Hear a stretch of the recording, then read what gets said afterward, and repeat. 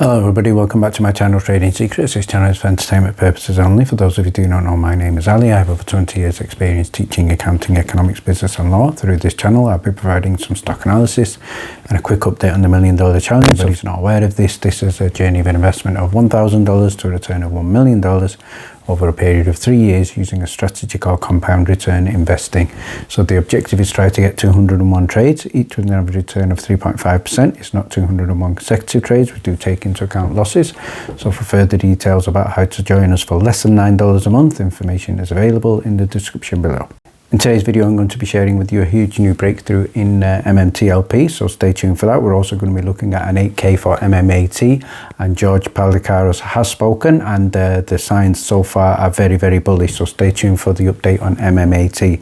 So before we get started, let's have a look at what's happening in the market. So first headline here, in terms of stocks, they are now making the biggest moves midday at time of editing. Occidental is doing exceptionally well, Wells Fargo, Micron, Joby amongst others. So good news there. The Dow Jones is up approximately 200 points after the banks have passed the stress test. GDP has been revised higher, and overall the signs in the market are indicating we could again potentially avoid recession.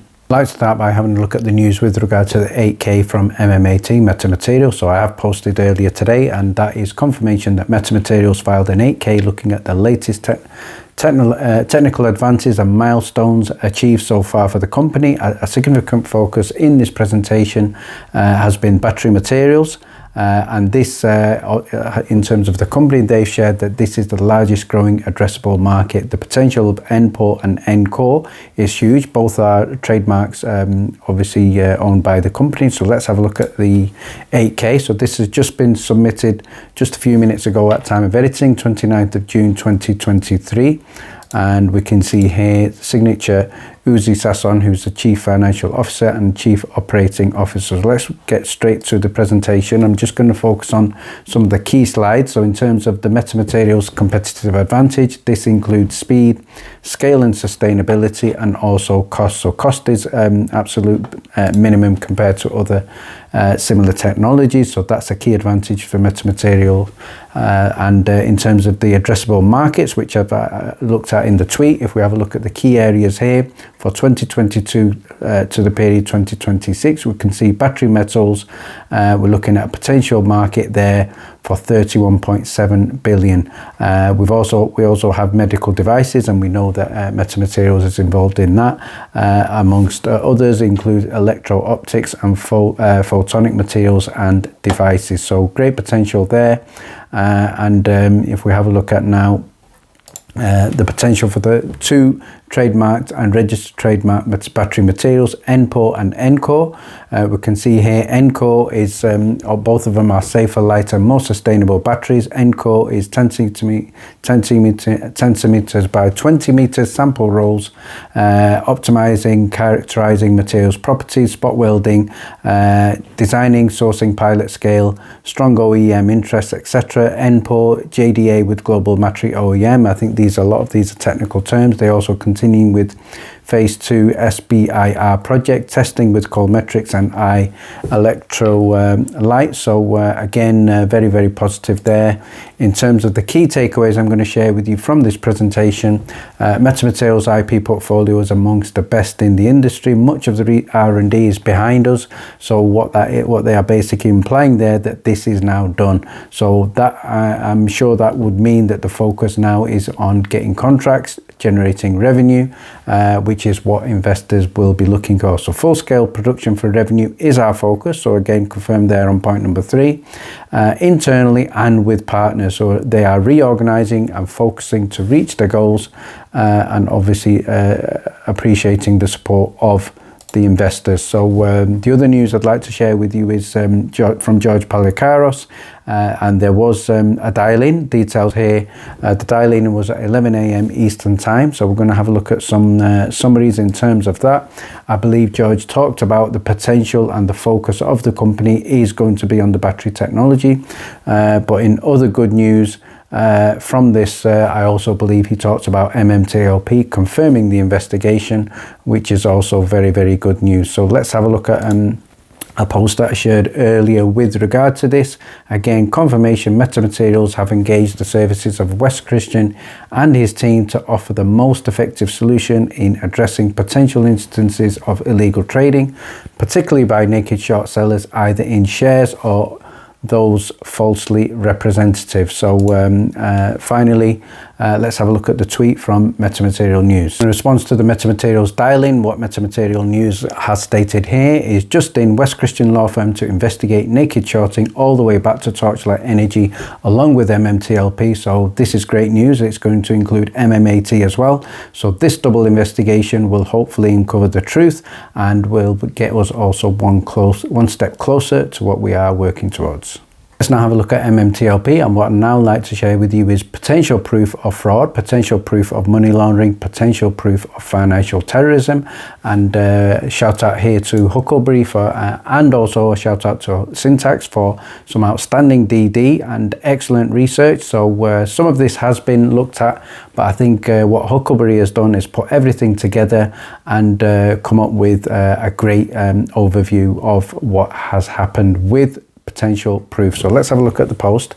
So Huckleberry stated here, I've read 15C211, FINRA Rule 6432, the amended Rule 6439. So 15C211 dictates the rules for listing securities on the OTC. So there are exemptions, and remember in the FAQ, FINRA did talk about exemptions. So it says here, exemptions are available and require a 211 form filled with FINRA.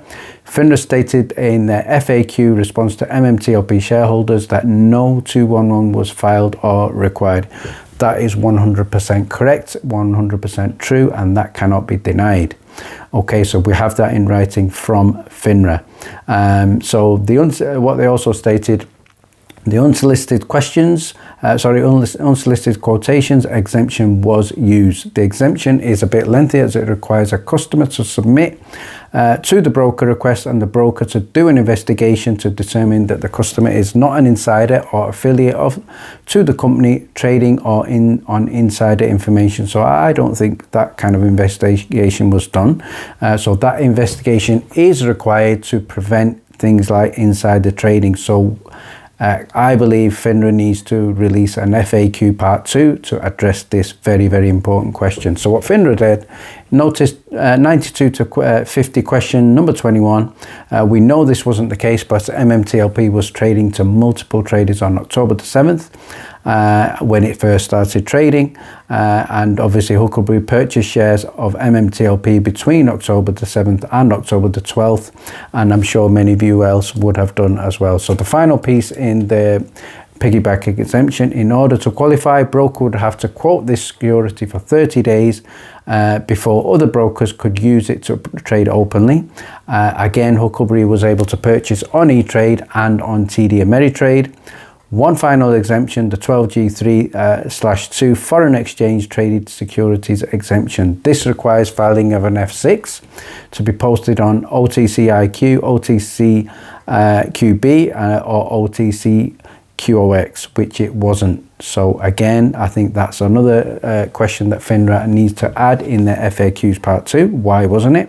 It was posted on OTCBB, which is the bulletin board and owned and overseen directly by FINRA until November the 8th, 2021, when it was closed and FINRA Rule Series 6500 was deleted. So it looks like they did what they could also to make sure it was traded overseas, which is why we have obviously MMTLP investors in Europe, Asia, worldwide, Canada, etc. So in summary, no 15C211, no F6 filing, no 211 form, traded openly across brokers. So all these conditions cannot, capital letters, exist at the same time. It breaks anti-money laundering laws and would allow for potential of possibility of fraud, money laundering and financing of terrorism. So that is a great post. So let's have a look at the attachments from Huckleberry. So the first one, OTC Markets unsolicited quote entry form. So it states here, complete this form and fax it to the OTC Markets to submit for publication unsolicited quotes for a new security in OTC Link. a new security. So remember, MMTLP was a new security, and it states, at our sole discretion and for any reason we may refuse to accept for publication any quotation. Why didn't they refuse? And they should have refused. So all of this should have been filled in. And I think the form that everybody knows about is 15C211 exemption request form. This is also something that was not filled in. Let's now have a look at some responses and potential implications of what this means. So first shout out here is to Jim Maria, and she stated, or he stated, is this big news? And what Huckleberry has done in terms of clarification. Yes, there is something we can prove finally. It's not just theory or conjecture. The rules were broken and in a big way. 100% correct. It is actionable with points to FINRA being either derelict in their duties or complicit with fraud. So let's go back to the Mark Basile case. If you remember, what the judge said is prove there is fraud. And at that time, Mark Basile was not able to use this information to prove that there is fraud. Now we have proof, and now the judge cannot ignore this. So let's have a look at the next shout out here to Patrick.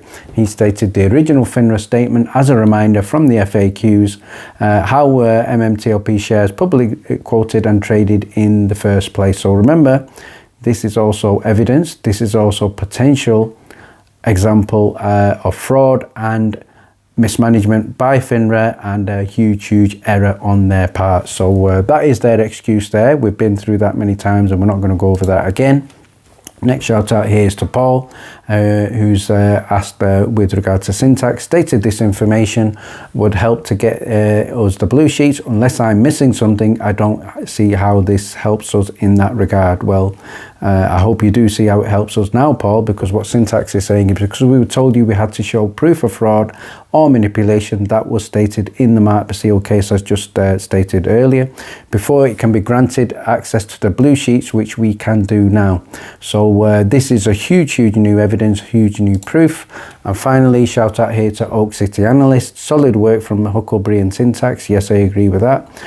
People don't realize the significance of this and are going to scoff or brush it off. This is a can of worms. I agree. And it was intended to remain hidden. And one thing I would like to say, the MMTL community as a whole has many skills, many strengths, a huge amount of knowledge.